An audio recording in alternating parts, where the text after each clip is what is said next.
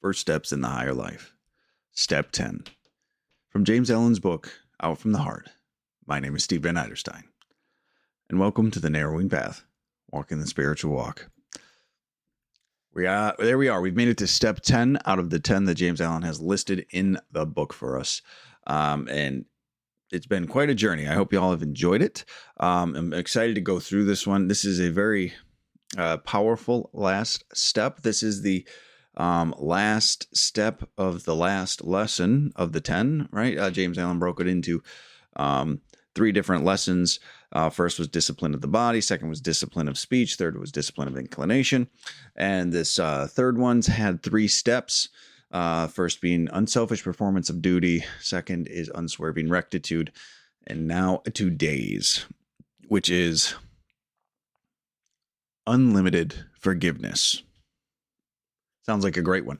I've really enjoyed the last 2 steps specifically. Honestly, I enjoy reading these 10 steps overall, but really digging into them and tearing them apart with you all on this podcast has really been something that's realigned me to the direction I want to take.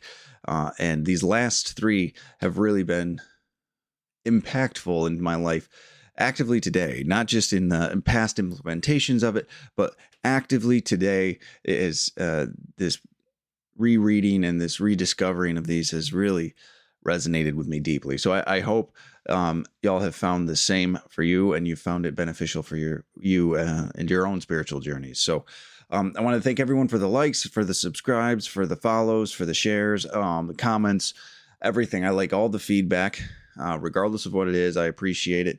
And I'm glad this is getting in front of a wide audience now. So, wide for me, I guess. So thank you all so much for the support, and it is very much appreciated. So let's go ahead and do some reading about unlimited forgiveness, which is something that I think we can all agree is needed today. We don't get too much of it talked about anymore. We don't, or it's talked about in ways that aren't truly in alignment to what forgiveness is, I don't believe. So let's have a conversation about unlimited forgiveness. Here we go. This is the 10th step, unlimited forgiveness, in the 5th chapter called First Steps in the Higher Life in James Allen's book, Out from the Heart. And I will be reading from this early edition that I always point out. But you can get this mass market reproduction. Everything's accurate for this step. The 3rd step is the practice of unlimited forgiveness. This consists in overcoming the sense of injury, which springs from vanity, selfishness, and pride, and in exercising disinterested charity and large-heartedness towards all. Spite, retaliation, and revenge are so utterly ignoble and so small and foolish as to be altogether unworthy of being noticed or harbored. No one who fosters such conditions in his heart can lift himself above folly and suffering and guide his life aright. Only by casting them away and ceasing to be moved by them can a man's eyes be opened to the true way in life. Only by developing a forgiving and charitable spirit can he hope to approach and perceive the strength and beauty of a well-ordered life. In the heart of the strongly virtuous man, no feeling of personal injury can arise. He has put away all retaliation. He has no enemies, and if men should constitute themselves as his enemies, he will regard them kindly, understanding their ignorance and making full allowance for it. When this state of heart is arrived at, then is the 3rd step in the discipline of one's self-seeking inclinations accomplished. Then is the 3rd great lesson in virtue and knowledge learned and mastered. There we go. 1 paragraph. But I do believe I could speak on that 1 paragraph for about 5 hours. We could tear that paragraph apart word by word, I believe. This is a principle that we in many ways have lost sight of. This is a step that to be honest with you, I think there's going to be some pushback on this step from the people that see the reels and see the long form content. A lot of people won't like this.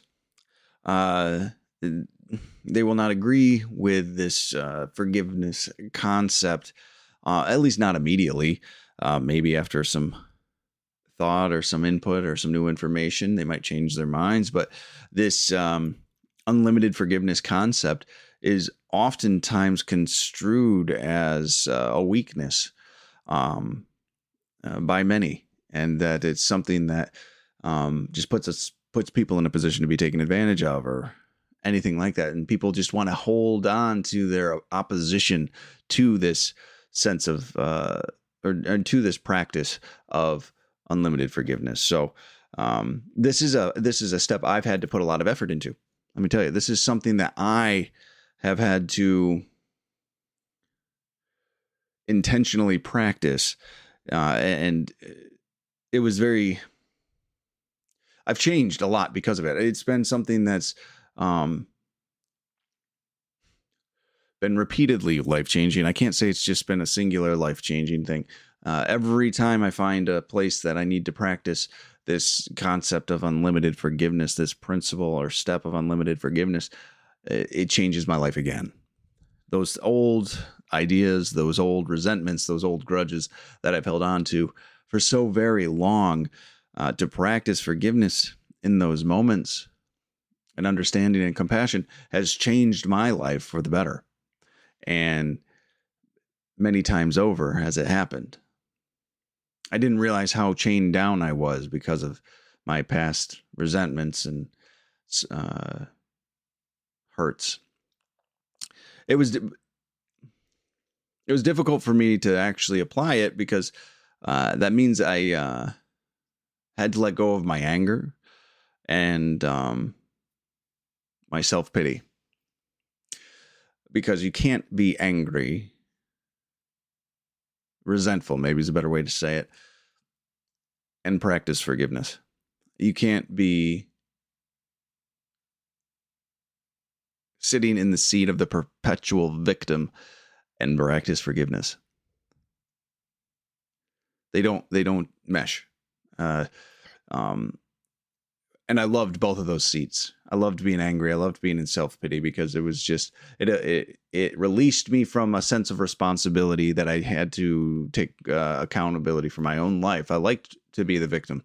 I liked to be the person that the world was doing wrong, which I most times just made up in my head. But I wanted to grow and I wanted to change, but I didn't realize so much of my growth was locked up in these old resentments, as it was locked up in these old perceptions, these old perspectives, these old beliefs I held. So when I started to actually practice this, the change was incredible. And it turns out this is the only way you get to change, right? Like the truest sense of change when it comes to changing behaviors around our perceptions of other people and being attacked and being victimized, right, is to practice forgiveness. And in that practice of forgiveness, we find out more about ourselves and we grow in knowledge and understanding, compassion for others. So there's so much growth locked away in this one principle, and I'm so grateful for it. This step pretty much was entirely about stepping out of this victim role that I had placed myself in. It was about stepping out of this feeling of being slighted by the world and that the world was unfair to me. I had adopted this identity that I was the victim of so many things, and it was unwarranted, and I was being ridiculed and persecuted, and the world just didn't understand me type of thinking. And it kept me in this horrific misery, but that's just who I was. Like I said, I had created an identity out of this whole victim mentality. And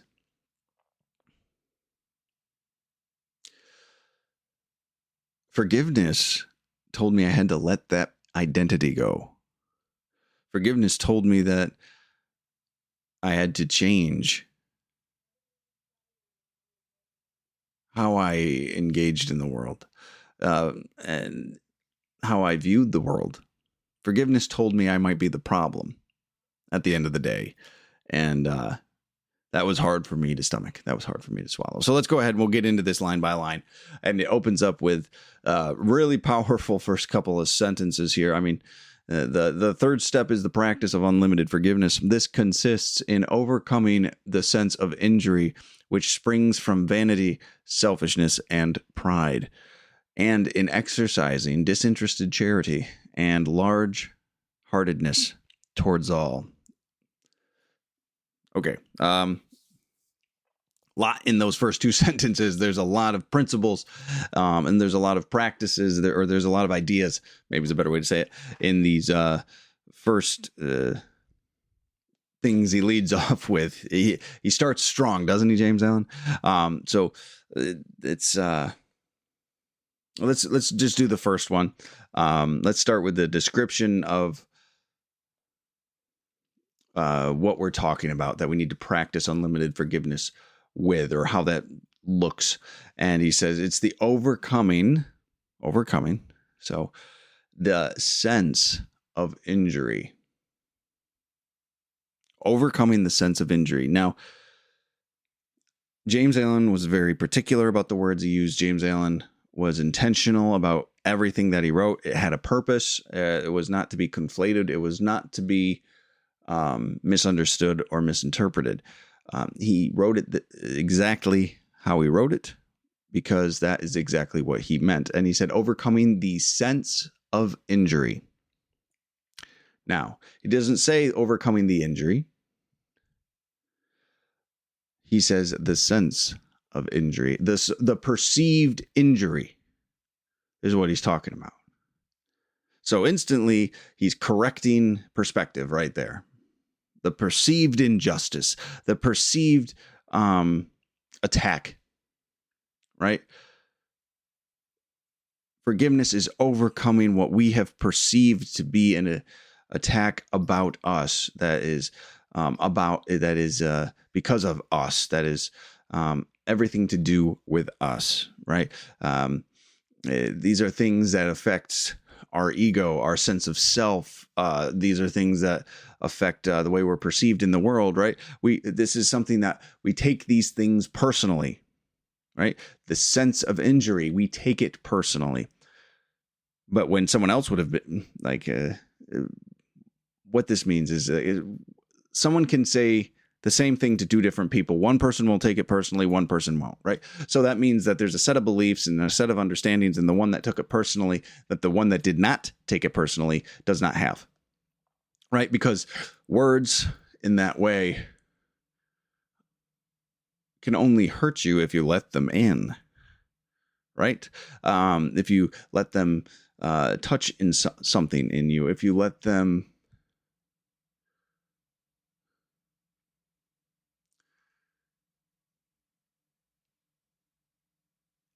engage with an old hurt.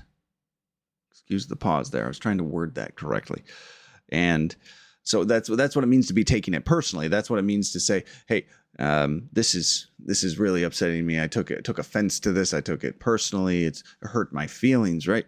And this can be a lot of things and that fall into this category. But a lot of times, especially today, we talk about words a lot. We talk about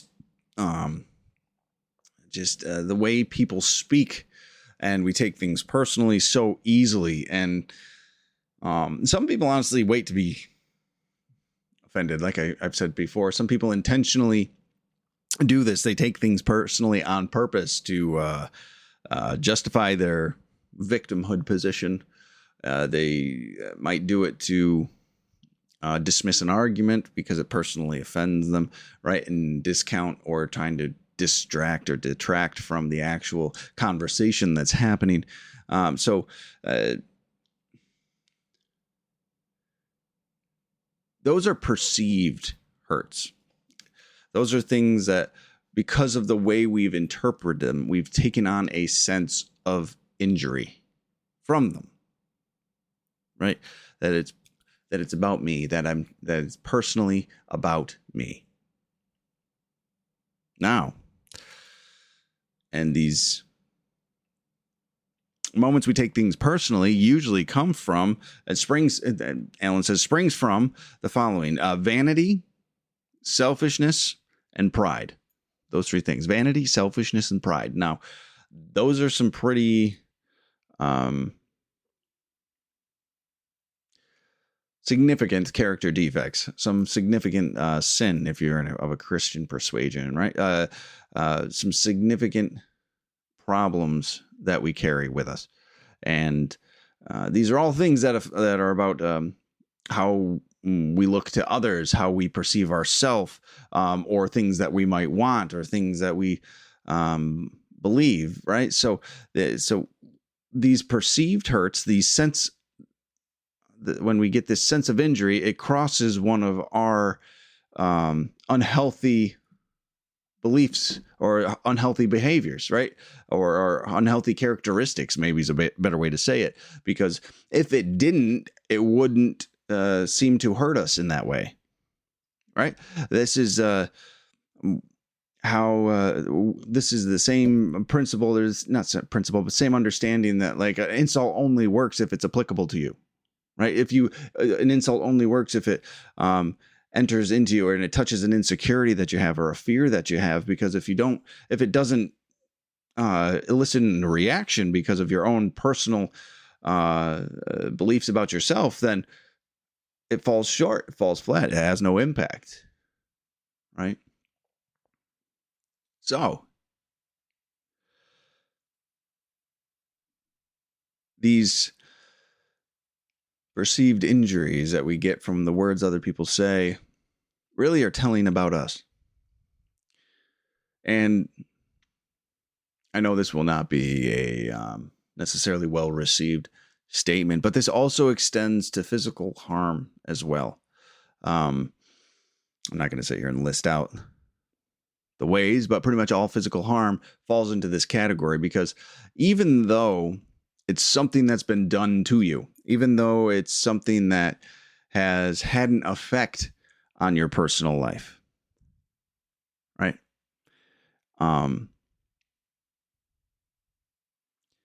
It's important to not take it personally. I know that sounds like I'm splitting hairs there, but it might affect you, but it is not about you, right? When people decide to take actions that will harm you in whatever form that is, whether it be psychological, emotional, or physical, or spiritual, whatever it is, that they're trying to attack you, it's a decision that they made.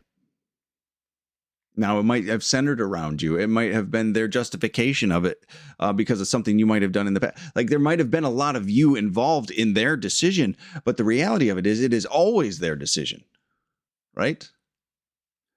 They decided to take an action.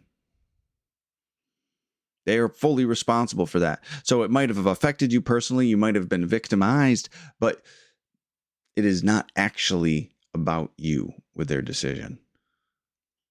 It's something we can't take personally. And when I was reading this, we were, or I have read previously the Four Agreements, and I have really enjoyed that book. I don't know if you've read it, by Don Miguel Ruiz, I believe it is.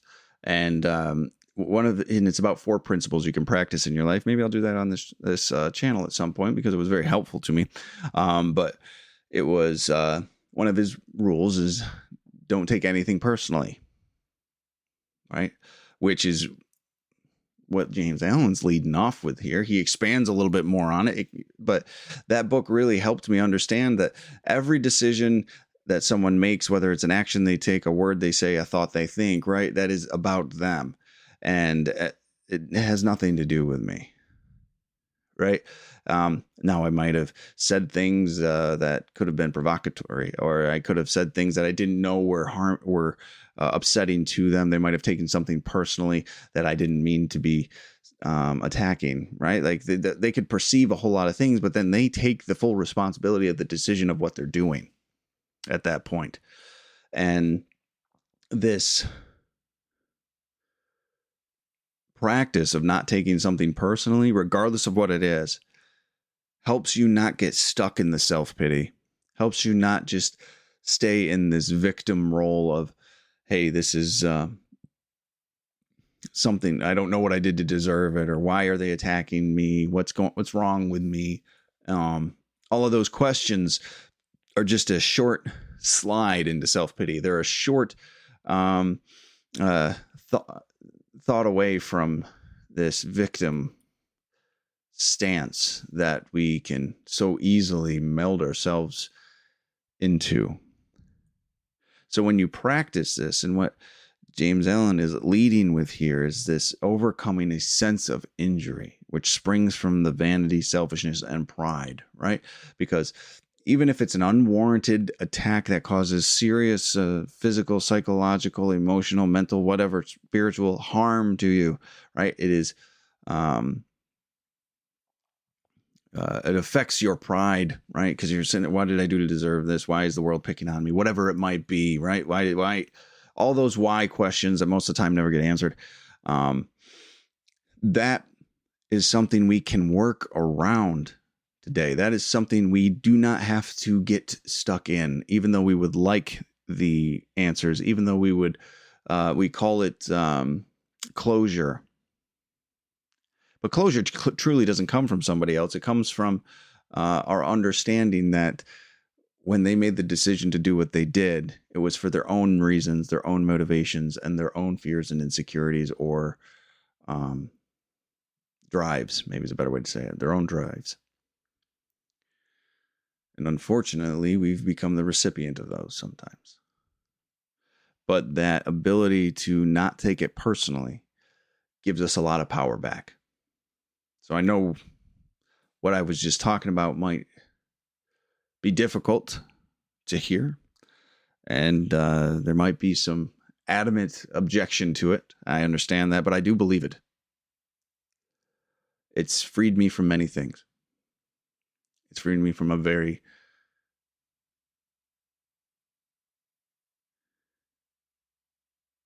large number of resentments and self-pities that I held. I just realizing it was never actually about me, even though it affected me. So, just keep that in mind. Open-mindedness is going to go a long way on this one. And instead of taking things personally because they've offended our vanity, or we didn't get what we wanted, or our pride, our beliefs about ourselves were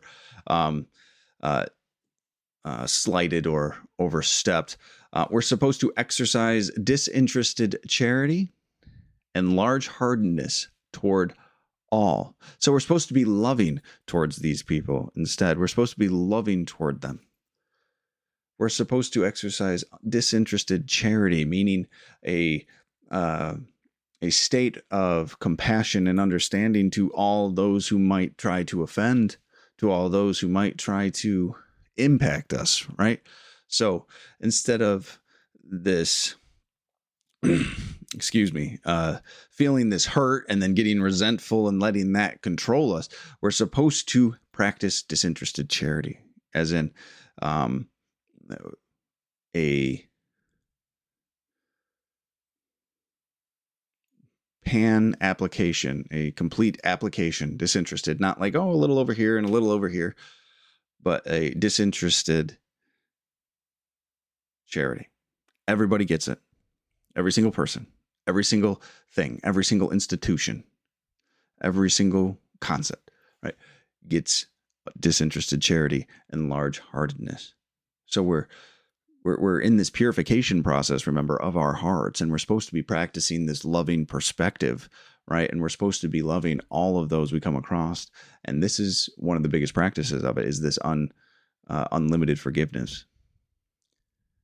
And we're supposed to be compassionate and empathetic. And we're supposed to, like I said, practice this. It says that the towards all is a very important part of this. It's not everybody but my dad. It's not everybody but my mom. It's not everybody but the person who was inappropriate with me. It's not everybody but this one person. It's not everybody but God. It is towards all. All people, all things, all institutions, all concepts, everything, all principles. This is a place of genuine humility when we can actually do that. Now, I do believe humility is a side effect of living correctly. It's a side effect of practicing other principles and understanding right-sizedness. And when you realize that there's nothing you should be taking personally, and it's never truly about you, results in a humble perspective and a humble understanding. So we need to practice this towards everyone. Absolutely everyone. And everyone we don't practice it towards will hold power over us. They will hold the ability to throw us into self-pity or to throw us into anger and rage, right? Now, this is a place a lot of people like. I used to enjoy my character defects like resentments and self-pities. I used to love to collect them, the reasons to justify my bad behavior. Right?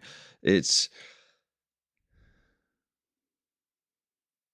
hard for people to let this go or practice this principle of unlimited forgiveness because it, like I said previously, it forces them to let these things go.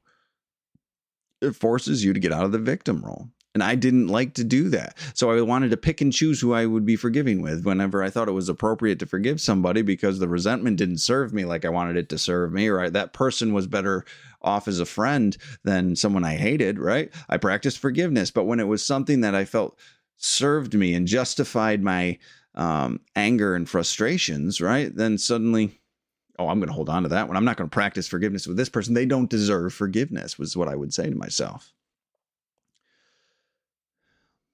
But for those familiar with 12-step work and has done a 4th step in the original Big Book of Alcoholics Anonymous, it has a prayer for saying that this was a sick individual and we might not have liked the way they were spiritually sick, but sick nonetheless.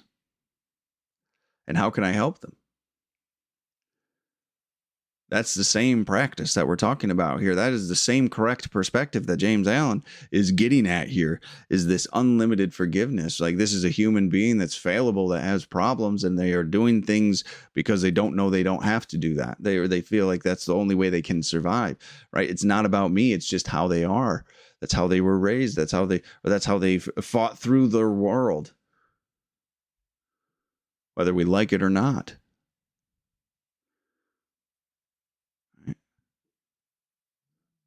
What can I do for the man who's still sick? Right? How can I help them? And now this is this shift from being resentful or being self-pitying or being holding on to that grudge or whatever it might be, however you want to characterize it, is it doesn't just come naturally. It has to be done intentionally. A lot of people are like, I'm waiting for this to go away. It doesn't just go away. You have to practice this principle before you feel it, right? You intentionally take the position that this might be a sick person that you're dealing with. You take the position of love and compassion and charity towards the individual, regardless of what happens, right? Even though you might not feel it in that moment, and you might want to just dive into that feeling and that sense of or whatever it gives at you, but forgiveness, this unlimited forgiveness, is intentionally taking that and setting it to the side and saying, I will view this person with love, charity, compassion, empathy, understanding. It takes intentional work to do this, and eventually it becomes second nature. Eventually, it becomes something you do with minimal effort, or do with no effort. It's just it's a state of mind you can maintain, at least for the most part. None of us are perfect, but it's very difficult because we want to feel. We don't want to feel the anger or the hurt, and then we'll practice it. But that's not how it goes. We have to practice this first, and then the anger and the resentment and the pain and the injury will dissipate. As uncomfortable as that is, that's the order of operations. And now James Allen goes on to say, spite, retaliation, and revenge are so utterly ignoble and so small and foolish as to be altogether unworthy of being noticed and harbored. Now, this is new information for a lot of people. It was new information for me when I read it, right? I thought this was the most important thing in my life. Like, I needed to keep that book or that checklist of everyone who's done me wrong and why they've done me wrong and why I can justify my bad behavior, why I can justify doing all the things I thought I needed to do to just get through a day, right? And James Allen is saying we have the wrong value placed on them. The reality of it is the spite, the retaliation, and revenge are so insignificant and it's worth so little of your time, it's not even worthy of being noticed. It's not worth holding on to them and keeping them in your soul, in your heart, right? Why would you continue to hold on to this hurt? The thing is, though, this goes directly against what a lot of societies are teaching people today. They're just like, oh, if you have been slighted, hold on to that pain and just use it to fight in whatever institution or idea or person that you believe is responsible for it, right? People are told to foster their resentments today, almost to foster their misery or their discouragement with the world or their nihilistic perspective on the world. They're encouraged to just hold on to that. And James Allen is saying in this, like, that is incorrect. That is wrong. We should not be doing that. Under any condition, we should not be doing that. We need to be letting it go. We need to treat it as something that is so small and insignificant, it barely hits our radar and is instantly gone. And if it sticks around, we need to do some work on it. We need to take a look at what it is, right? But today, people get attention as to their resentment, as to their sense of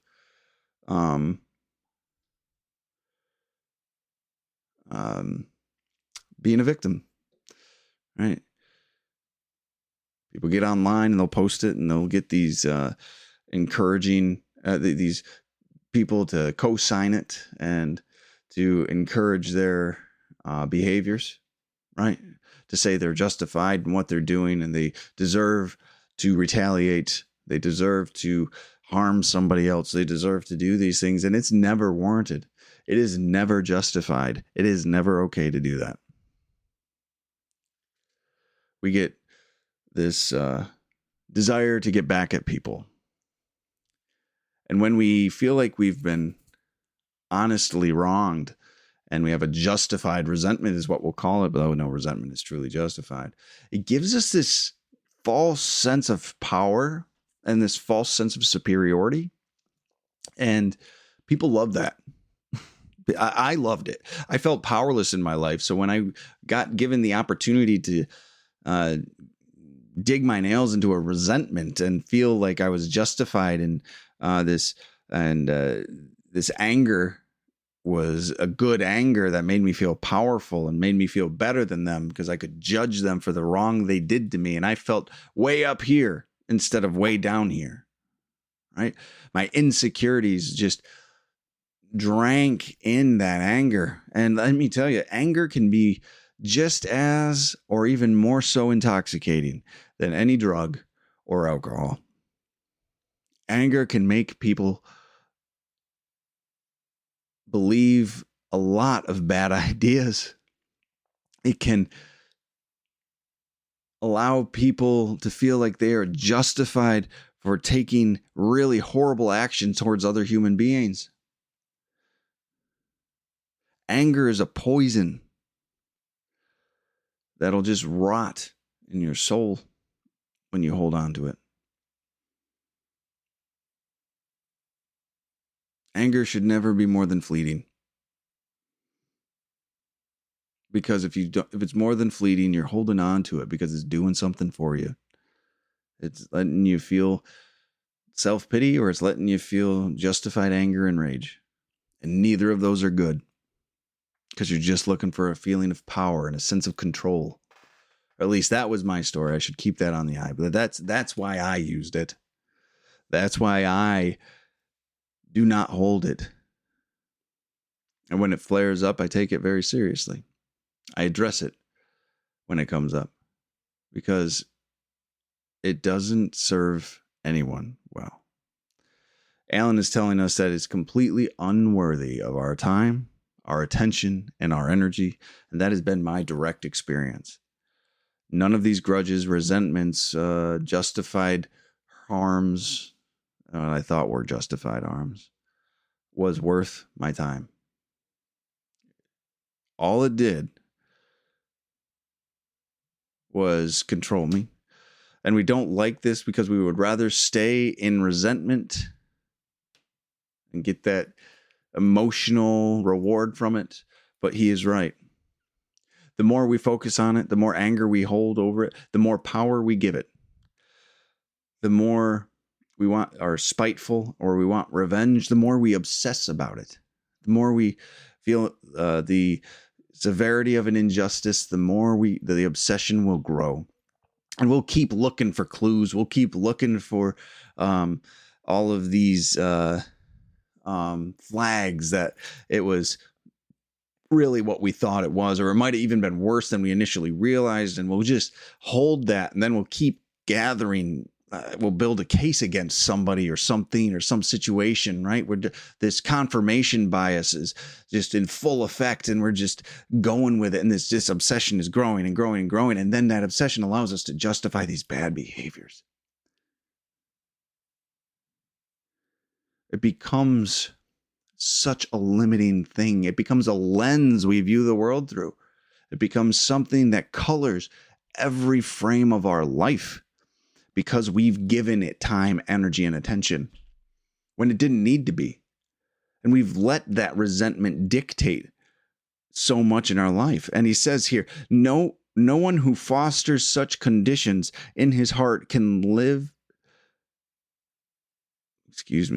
himself above folly and suffering and guide his life aright. It takes full control of you. It's steering the ship.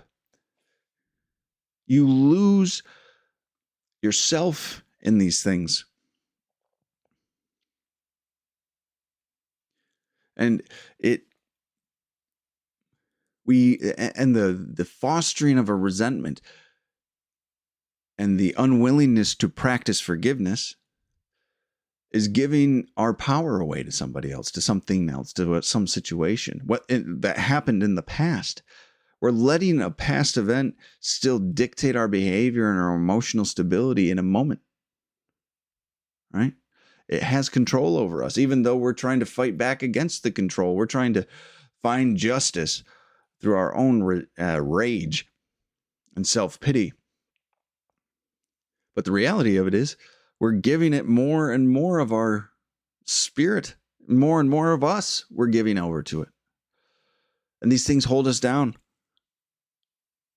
These things, these resentments and these angers and these perceived slights are the bondage of self that so many 12-step programs talk about, so many self-help programs talk about. Like we build our own cages that we're living in with these things.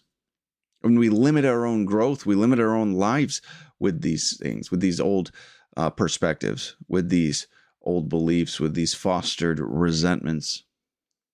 We make decisions based on them, right? We might move because of them. We might commit violence because of them, and sacrifice ourselves and our lives, and the have a horrific impact on those who love us because of them. and we think we're doing the right thing. We've gotten it so twisted around.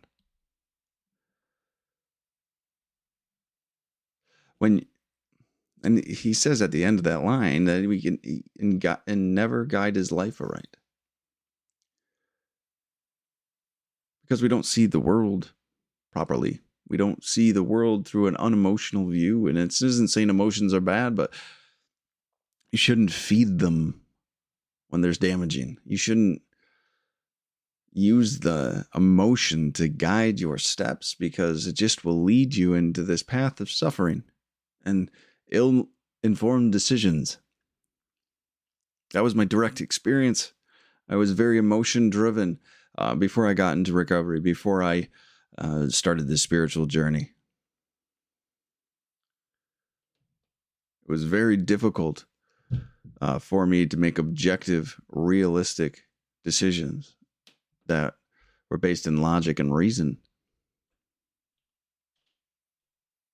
I couldn't see the reality of things. I couldn't see the truth in things, which was causing me to suffer. These things cause you misery. We're intentionally and knowingly engaging in suffering and misery when we're holding on to these things. When we aren't practicing forgiveness and we're letting these things just chew through us and become this mental obsession, we're creating our own suffering. We're makers of our own misery then. We could let it go and not take it personally.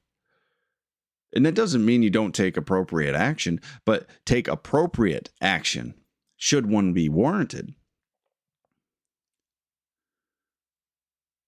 Not this emotional overreaction that causes more harm. That is good for nobody.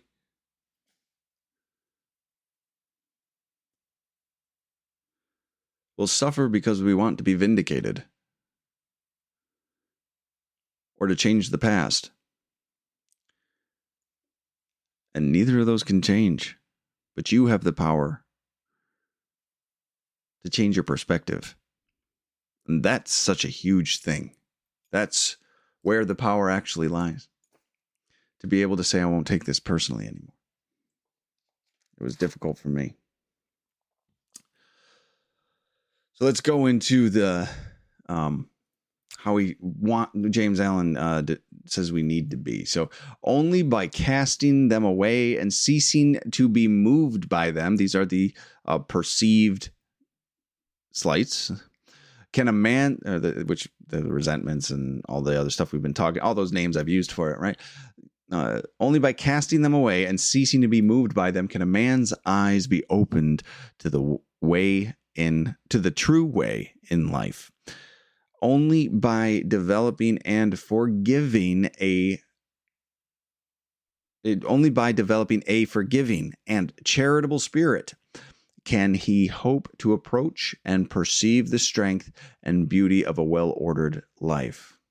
So, right there, if you want to seek truth, if you want to walk this path of truth and honesty and to make spiritual growth and a pursuit of the God of your understanding, regardless of what that is, your goal, you have to cast away these perceived injustices. You have to cast away these resentments. You have to let these things go.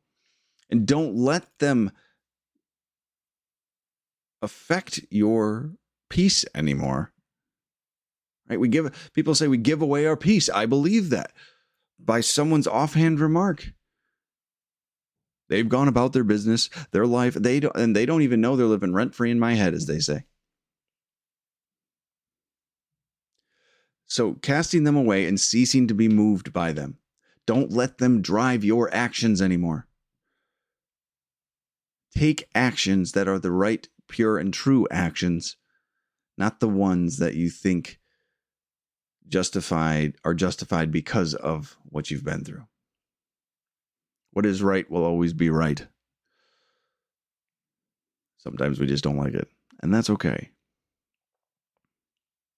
And I also like how James Allen stated it, the true way in life, right? he didn't say the true way of life. It came to eyes can be opened to the true way in life, right? So it's I know it might sound very similar, but to me, it just resonated differently because there is a right way to be in life. There's a path of truth in life that is where we need to reside, which is the path we need to take. Because life will always be life, right? This world will always be this world. It will have its ups, it will have its downs, it will have its difficulties, it will have its pleasures, and it will have its good times. It will have its peace, it'll have its war. The world will always be the world. The true way in this world comes from letting the resentments go, comes from letting these perceived slights go. This sense of injury is the exact wording he used. Go. Then you're no longer moved by them. Then you can walk this true way in life instead of just being reactive to it, instead of being dictated by the ghosts of your past. There is a path of righteousness that we get to follow today, should we so choose. And it comes with practicing unlimited forgiveness. And then he says, he goes into this, by developing a forgiving and charitable spirit, we can hope to approach and perceive the strength and beauty of a well-ordered life. Don't we all want a well-ordered life? I mean, maybe that's presumptuous of me, but I wanted a well-ordered life. I didn't know I wanted it for a very long time. But isn't that what we're striving for at the end of the day? A manageable life. A life where we find peace. A life where we find consistency and reliability. A life where there's a sense of safety and security within it. Right? Not this emotional upheaval that's constantly happening, right? And when we have this well-ordered life, because we've gotten rid of all these things we've given power over to, guess what? We find this sense of strength. We can see the beauty in the world instead of resenting it. We can walk with our heads up high without guilt and shame, right? Because we've let these old resentments go. We've let these old ideas and perspectives go. These old injuries that we sensed or perceived go. And then we get to see this well-ordered life. We understand what we value. We understand the importance of things. We understand how we need to be and conduct ourselves, at least a general idea that we get to refine and work towards, and we get to strengthen a solid foundation of a loving heart then, not one tainted with resentment and hate. Isn't that where we want to be? We need to be honest with ourselves. Don't we want to be free of it? Don't we want to be loving?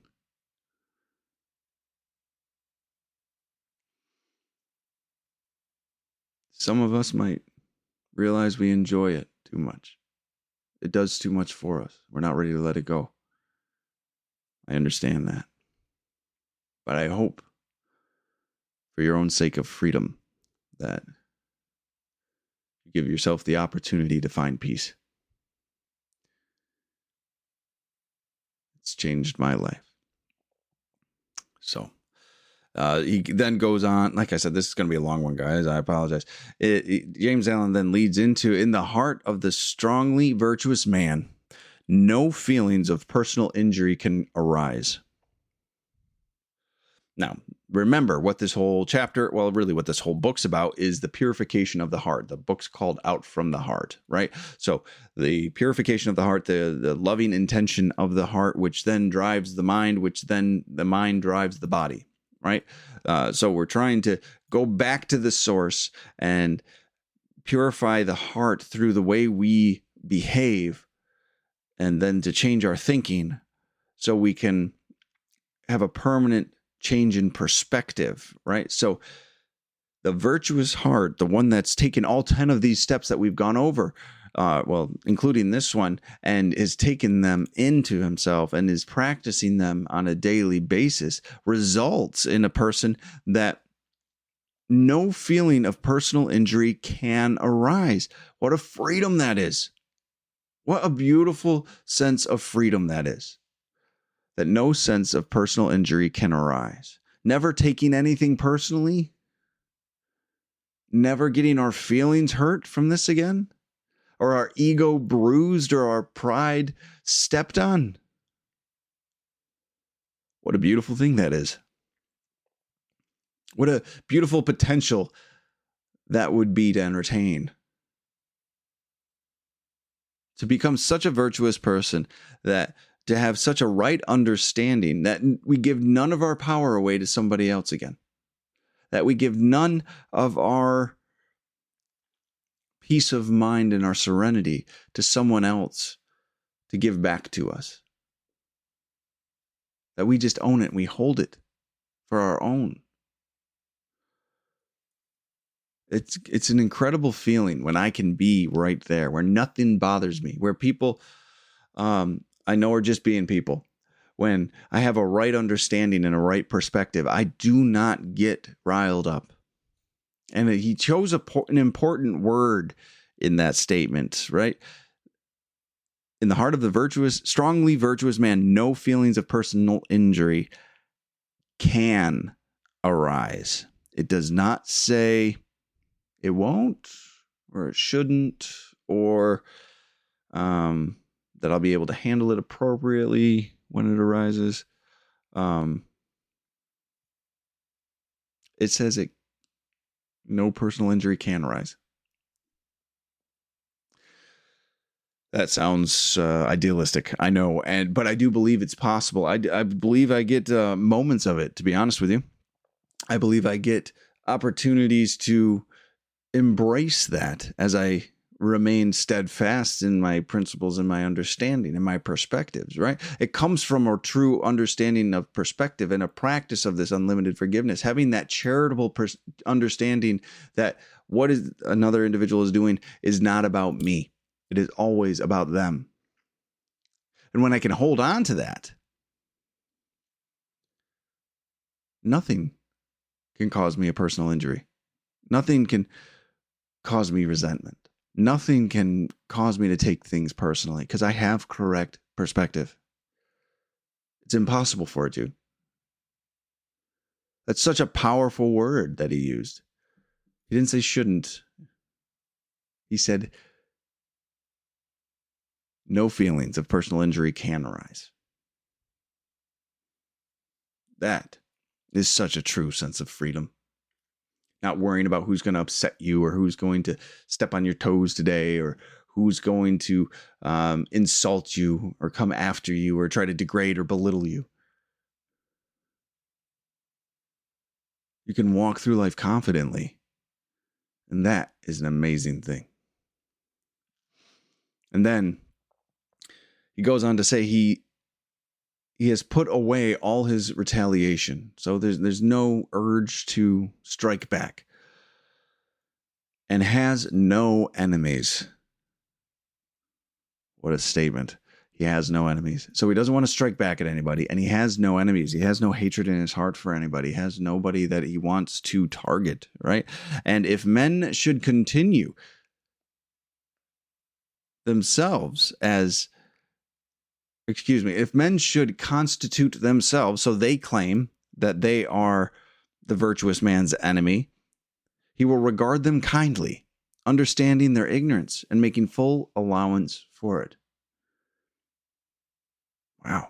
So he hates nobody. He doesn't want to retaliate. He doesn't want to target somebody because they've wronged him or slighted him.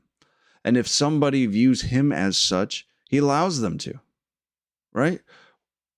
What a beautiful thing it is to claim to have no enemies and to allow other people to have their belief of you being theirs and not feeling like you have to correct them and not feeling like it's your responsibility to go and change their mind about it because you're giving away your power then. You're giving away your peace of mind to somebody that most of the times doesn't want to give it back to you. They're holding it over your head. They're holding your serenity hostage because of it, right?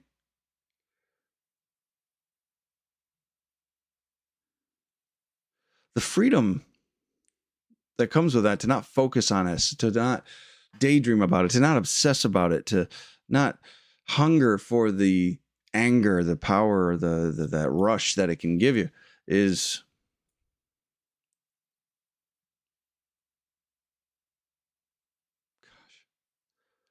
it's life-changing. It's absolutely life-changing, because I don't know about you, but I know myself, I would just daydream of my resentments. I would start to really overthink all of this stuff, and I would get just lost in the way it would make me feel. I would just magnify my hurt so I could magnify my anger and magnify my justification of all of my terrible behavior, and just feel this false sense of power and control that the anger would give me. And I wasted so much time on that. I lost so much of me in those moments. So to be free of that by having this right perspective, by having this sense of charity and love and forgiveness towards others, and practicing this big-heartedness or open-heartedness, right? Large-heartedness, I think, is what he called it, actually. It's a beautiful thing. It's something I didn't know I could do. The virtuous man doesn't do this. He doesn't take the slight personally. He does not file it, categorize it. He just lets it go. Goes right on by. Gives it no power, gives it no thought, no time, no attention, gives it zero energy to it. And then, he takes this. So, and I think it's important that he actually put this in there. It's not just that he doesn't take it personally. He actually goes so far to say he gives an understanding that the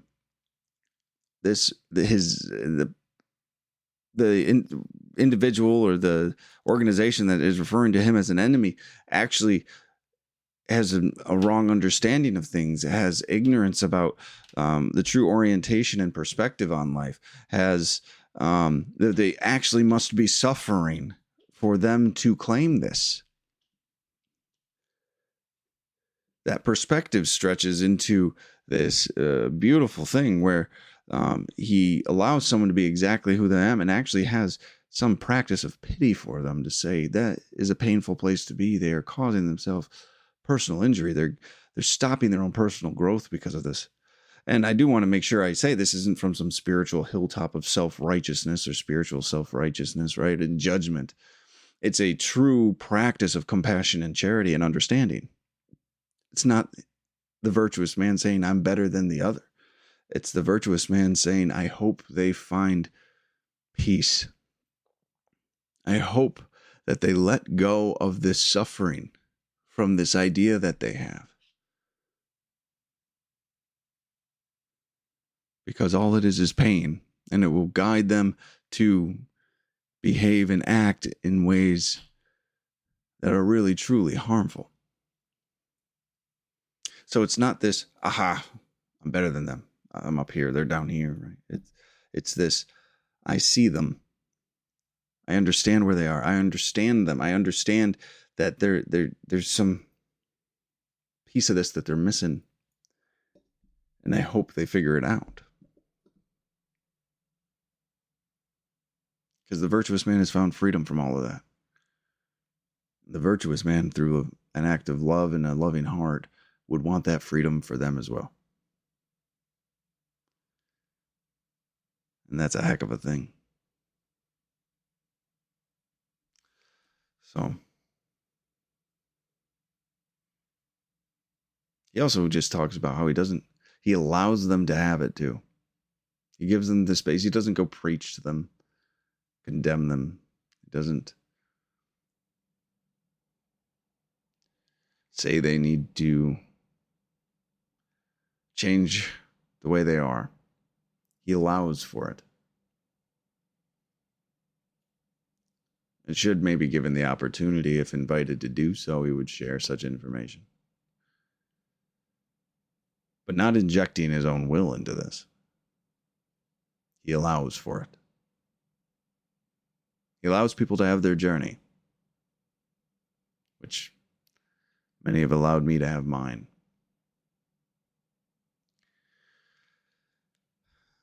Pretty amazing thing here. So he finishes up the reading with, when this state of heart, remember, heart, we're talking about purifying the heart, is arrived at, then is the third step in the discipline of one's self-seeking inclinations accomplished. The third great lesson in virtue and knowledge learned. So there we go. It brings us to the end of this third lesson. So that includes the last step right there. And this is the last step in the lesson. So of the last lesson, this is the last one. So it's this is the last lesson about changing our intention with our behaviors, right? Like very specific principled practice we need to do. So the first 7 were about stopping certain behaviors that we currently probably have, and he gives us suggestions on what to do. And then this is the last 3 were inclinations, how we're inclined to behave. So the again, unselfish performance of duty, unswerving rectitude, and then the unlimited forgiveness. And we need to practice these things towards everybody, even those who would call us enemy. Pretty amazing stuff. So, but that's it. That's all 10. So just to recap all 10 of the steps that James Allen gave us as first steps in the higher life. And remember, he said this is the first steps, right? So this is just to get us started.